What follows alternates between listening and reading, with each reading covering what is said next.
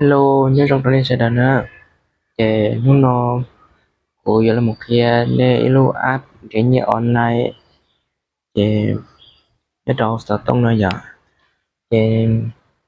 để nó chỉ nên một trò sẽ app lại. Để nên một chế độ app hay tiền ít word nó giờ. Nên một tàu tụ ít nó ta chế. Nên một nhiệt tụ về kết để nó cho nên nhiệt tụ giờ tụ lờ tụ bờ nó giờ. Cho nên một chiều nó chỉ giờ lu thì on nó giờ. Chế đừng có bây giờ ít word nữa. Chế nên một nhà cho nó chế nên nhà khó cài đặt nó nè. Rồi tiền nên chỉ nhà khó cài đặt chế nên một nhà cho họ phải một tại của tôi mất tụ linh mà tại lúc app nó cho họ phải một tại lại giờ. Chế nên xin chia để nó chế nên một họ phải một tại nhỏ khá video nó xin là giờ. Chế cũng mất tụ linh cho họ phải một tại giờ là giờ. Giờ cho nên tại nó chế nên chế đi cho có phải môn tả họ cái video nó chế nên chế đi nhiều chế chế đi khai là một cho nó sẽ bởi lại nó chế nên chế đi tại nó sử dụng. Ok, chế thằng này tại tao lo chế nếu lo nhớ rồi nên lúc nãy nó giờ chế nên chia sẻ thì nhớ cho sáng từ sử dụng chế có nó chế của tại tao lo chế như nó là nhớ rồi tao nó rồi giờ chế nên niệm mù nè.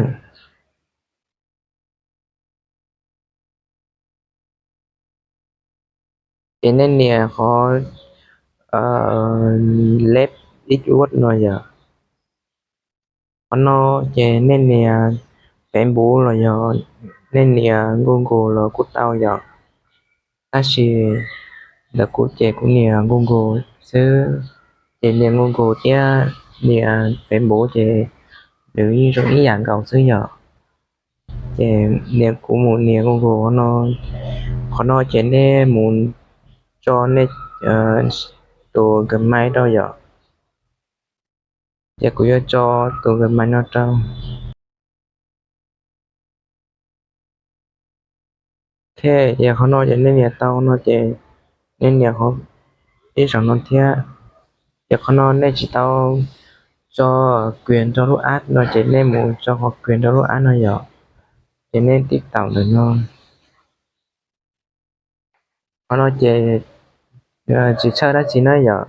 để nó chỉ giờ tài được sẽ hấp lại lo sẽ chỉ dù chỉ một họ chọn sai đã chỉ choรู้số tông giờ chỉ nên nè ok nó được chỉ nên cho ad tận lo ok cái thằng nó tận lo nó chỉ có chửi nó nói giờ chếเขาnó chế lớp trận kia dù là một cậu họ nó chuyện nhiều sẽ đi trả giờ chế giờ tiền linh từ chơi rồi là cho xã đi trả thế giờ giờ tiền linh tao lên từ chỉ tao chơi nó chế là với cậu ok họ nói giờ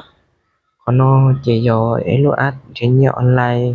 giống gì sắp là giờ chế nên đi tạo được nó họ nói chế nên nhiều cái lô lô nhiều phá số to nó chế nhất sự kia nếu mua có ôm bill thôi dù giờ có ôm bill nó chế cuối giờ thì là cuối giờ thì là mua tàu nhia nhá là đỡ sử dụng nhưng mà từ từ xuống nhia chế nhưng mà thì cho mua quy đuổi là mua Việt Nam đồng sử dụng nó nên chỉ tao tạo ví chế nên muốn tạo lúa ví là nó giờ cho nên tí tạo lúa ví là nó chế nên một cho khó quy phục ví rồi nên cho tạo ví của tao giờ thì có nó tí rồi cuối lô tài khoản này của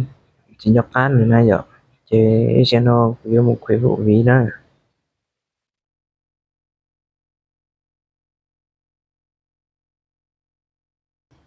quy phục ví tao nó chế bỏ không phải một USD chứ giờ chế có Việt Nam đồng chế tao ở tránh dịch của cái cho ý đồng giờ chế đã nó chế khó nhiều trời nên cho họ và tao lo chế tao chửi nó giờ chế nó được ăn nhiều một tổ ra tranh chủ đó chế nên học cá nó giờ để từ sự ý đó nè chế nên tích tạo của nó thì đừng có cộng cho bill rồi dù thế để trong bill có chỉ dù cho một quy đùa Việt Nam đồng là nói rồi để nên sai con được lịch sử được nói chế người ta cũng nhiều ở giàu chế là cũng ở giàu được nói ra nhiều vậy là chế chắc chắn giàu đó cũng nhiều lúc phá chế cũng có bill để rồi chế có nói chế nên chút chút nè một nhiều là nói thế rồi nghe lúc phá thế cóที่อ้อนเนี่ยตูเบมันสิเสียน่ะเนาะนี่อ้อนตาเนี่ยเราเนี่ยดอนlà nó nhỏ tụ sụp bé đâu nè cho nên như là nó chế thọ nên cho cái tao lo cho yếu xử lý nó giờ cho nên là muốn cho nó cho nên nè nhận được nó giờ nó chế dùng nhận thế tao không dùng gì sắp lại bây giờ thế nên có chính là có tam mù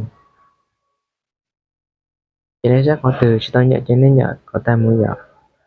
ok tao nên nhận ta lại chế nên tao cắt tờ lo tao nên tờ lo nó chế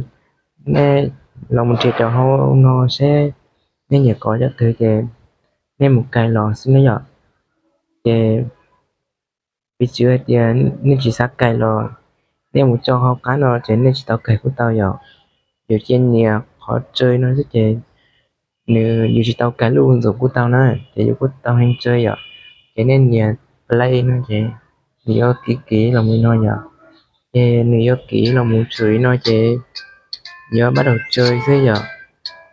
ok tao cũng tắt tiếng rồi cho nên khó nói cho nên nhà play giờ cho nên nhà play nó chế yếu xử lý nó chế bây giờ nhà bé lúc sẽ cầu nó chế do tao ý rằng giờ chế khó build chế nhớ sống nó giờ nên nhà phụ ta cho nó chế có cái sống nó nè cho nên do là một kỹ thống chế dù là tao build sẽ giờ nhưng gì sắp rồi cho nên nhà bé lúc họ nói với chủ trong ý dạng cầu cho thế đi tao giờ chế khó nói chế với gì cho bé xí giờ ok chế khó nói cũng liền lòng trò nó xí giờ tận đây nó cũng do là một kia nét lực khó giờ và thế nên có đứa thế nào chế nên nhiều khó học cá nét là nó giờ và thế nên chỉ có là nó chế nên trên nhiều từ mới test nó tập là xí giờ chế giờ thế nên nhiệt tải cho ứng dụng nó để cô giờ thì mua liên quân thì verify giờ cho nên nhờ có liên quân nó cho nên chế tí tàu nó chế đi cho mua cài cho lúc ăn liên quân á cho nên một chơi liên quân của tao nhiều xí giờ nó chế giới cho app của trí nhiều online dùng gì sắp tờ của tôi có thế của tôi giúp tao nhiên là giờ thì cũng mà đi thì là một tài số rồi khi đó nên sẽ là bao giờ thì có nói nếu chỉ giao thông thì do nên cho anh nghĩ rằng nó thì của tao thế giờ thì tao sắp là giờ chỉ giao giờ thì in cho anh chị cái gì nào nè thì của nếu cho anh kỹ thống thì nên của được anh tao ý rằng thế giờ em mẹ cho ý sẽ nói chị kỹ thống đi đâu là chị nên nghĩ rằng thế chị đi nói chị cốt tao rồi giờ nên cứ ô linh tới chú chuồn luôn thế nên một sai cho không nói sẽ nên nhà có từ trên nên một nhà để nó nè nên thì hỏi là an toàn tẩy xuống nó nè cho nên nếu con tới chị vô anh chắc khai một đôi tỏ xét lại lại là giờ chị giống nó sinh thời thì nên chị cài nó sẽ giờ ok giờ thì nên dịch nhiệt cái giống như nia tụ mới tem là nó chị tại trong khán lò sẽ giờ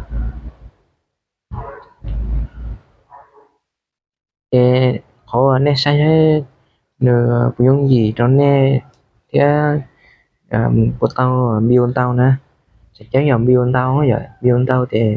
như thế này cho một quy đuổi tao Việt Nam đồng tao sẽ giờ cho nên nếu khó xem là nó sẽ của dùng gì rồi dù thế sẽ dùng chùa sẽ dùng của tao thế giờ thì dùng chùa thì dùng tao thế dùng gì nó thì trên nhà họ an toàn tải xuống nó chế nên chỉ đi cho vô nhắc hai một trâu tỏ sẽ hấp lại chỉ đi một tay tao lo xí rồi để cho ít khâu dùng gì sắp lại trong bé ở bé chỉ tao muốn chia đến tao rồi ok để thằng nem mua có tao chế phổ thông ta chế bị chữa thì phổ thông ta này nó nếu có nhà thông qua level một nó chế à, thông qua level một nó chế vô tao 562 build rồi chế 562 build nó cũng chỉ chờ thế cũng dễ khâu rồi mình đâu chờ thế giờ chế tổng tan cho do 4147 build rồi cả 4000 build vậy á chế cũng dễ khâu tao tao sắp được thế chế giờ tiền lấy từ nhật có nói chế nên nhà tụ linh nó học cá nữa giờ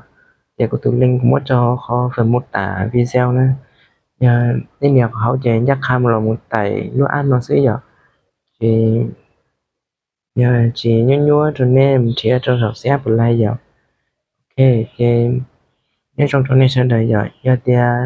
cái lên từ sinh hoạt sẽ cho có từ nó chế nên xong tới cho học cá nói mà đi tế cho nên giờ rồi thì lên từ chỉ tao nhiều lúc bó chọc bé nói chế bán nhiều lúc bó chọc bé thế giờ nhớ trong đó nên sẽ đợi bé mà lên sinh trí đùa